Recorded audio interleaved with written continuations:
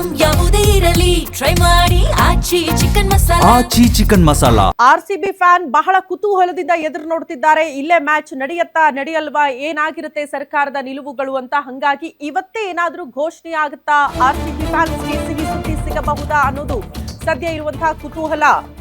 RCB fans ಬಹಳ ಕುತೂಹಲದಿಂದ ಎದುರು ನೋಡ್ತಿದ್ದಾರೆ. ಇವತ್ತು ಅಟ್ಲೀಸ್ಟ್ ಏನಾದ್ರೂ ಸಿಹಿ ಸುದ್ದಿ ಸಿಗುತ್ತಾ ಅಂತ. 8 ತಿಂಗಳಿನಿಂದ ನಡೆಯುತ್ತಿದ್ದ ಹಗ್ಗ ಜಗ್ಗಾಟಕ್ಕೆ ಬ್ರೇಕ್ ಬೀಳಬಹುದಾ? ಇವತ್ತು ಗೃಹ ಸಚಿವರ ನೇತೃತ್ವದಲ್ಲಿ ಹೈ ವೋಲ್ಟೇಜ್ ಮೀಟಿಂಗ್ ಇದೆ. ಮಾರ್ಚ್ 26ರಿಂದ ಆರಂಭವಾಗಲಿದೆ ಐಪಿಎಲ್ ಟೂರ್ನಿ. ಗೃಹ ಇಲಾಖೆಯಿಂದಲೇ ತಾತ್ಕಾಲಿಕ ಅನುಮತಿ ಸಿಕ್ಕಿರುವ ಹಿನ್ನೆಲೆ ಆರ್ಸಿಬಿ ಮ್ಯಾನೇಜ್ಮೆಂಟ್ ಮನವೊಲಿಸುತ್ತಾ ಕೆಎಸ್ಸಿಎ ಅನ್ನೋದು ಕೂಡ ಪ್ರಶ್ನೆ ಇದೆ. ಇಂದಿನ ಸಭೆಗೆ ಆರ್ಸಿಬಿ ಮ್ಯಾನೇಜ್ಮೆಂಟ್ಗೂ ಆಹ್ವಾನ ಹೋಗಿದ್ದು, ಸಭೆ ಬಳಿಕ ಅಧಿಕೃತವಾಗಿ ಆರ್ಸಿಬಿ ನಿರ್ಧಾರ ಪ್ರಕಟ ಆಗುವ ಸಾಧ್ಯತೆ ಇದೆ ಅನ್ನೋದರ ಡೀಟೇಲ್ಸ್ ಸದ್ಯ ಸಿಗ್ತಾ ಇದೆ. ಗೃಹ ಸಚಿವರು ಇವತ್ತು ನಡೆಸುವಂತಹ ಸಭೆ ಇದೆಯಲ್ಲ, ಇದು ವೆರಿ ಇಂಪಾರ್ಟೆಂಟ್. ಮ್ಯಾಚ್ ನಡೆಸಬೇಕಾ, ನಡೆಸಬಾರ್ದಾ, ನಡೆಸಿದ್ರೆ ಯಾವ ರೀತಿಯ ನಿಯಮಗಳನ್ನ ಫಾಲೋ ಮಾಡಬೇಕಾಗುತ್ತೆ ಅಂತ. ಆಬ್ವಿಯಸ್ಲಿ ಒಂದಷ್ಟು ಮಾರ್ಗಸೂಚಿ ಅಂತೂ ಇದ್ದೇ ಇರುತ್ತೆ, ಅದನ್ನ ಚಾಚು ತಪ್ಪದೆ ಪಾಲನೆ ಮಾಡಲೇಬೇಕಾಗುತ್ತೆ. ಬಟ್ ಇವತ್ತು ಗೃಹ ಸಚಿವ ಡಾಕ್ಟರ್ ಜಿ ಪರಮೇಶ್ವರ್ ಅವರು ಏನ್ ನಿರ್ಧಾರ ನಿಲುವುಗಳನ್ನ ಕೈಗೊಳ್ತಾರೆ ಅನ್ನೋದು ಪ್ರಶ್ನೆ. ಇದೆಲ್ಲ ಆದ ಬಳಿಕನೇ ಅಧಿಕೃತವಾಗಿ ಆರ್ಸಿಬಿ ತನ್ನ ನಿರ್ಧಾರವನ್ನ ಪ್ರಕಟ ಮಾಡೋ ಸಾಧ್ಯತೆ ಇದೆ.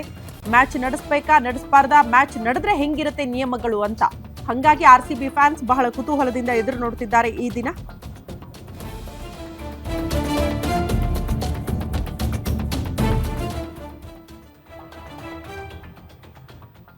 ಈ ಕಾಲ್ತುಳಿತ ಪ್ರಕರಣ ಆದ ಬಳಿಕ ಆರ್ಸಿಬಿ ಮ್ಯಾಚ್ ಬೆಂಗಳೂರಿನಲ್ಲಿ ನಡೆಸಬೇಕಾ, ನಡೆಸಬಾರ್ದಾ ಅನ್ನೋದ್ರ ಬಗ್ಗೆನೇ ಒಂದಷ್ಟು ಗೊಂದಲಗಳಿತ್ತು. ಈ ಪರ್ಮಿಷನ್ ಪಡೆದುಕೊಳ್ಳೋದಕ್ಕೇನೆ ಕೆಎಸ್ಸಿಎ ಸಖತ್ ಹರಸಾಹಸ ಪಟ್ಟಿದೆ ಅಂತ.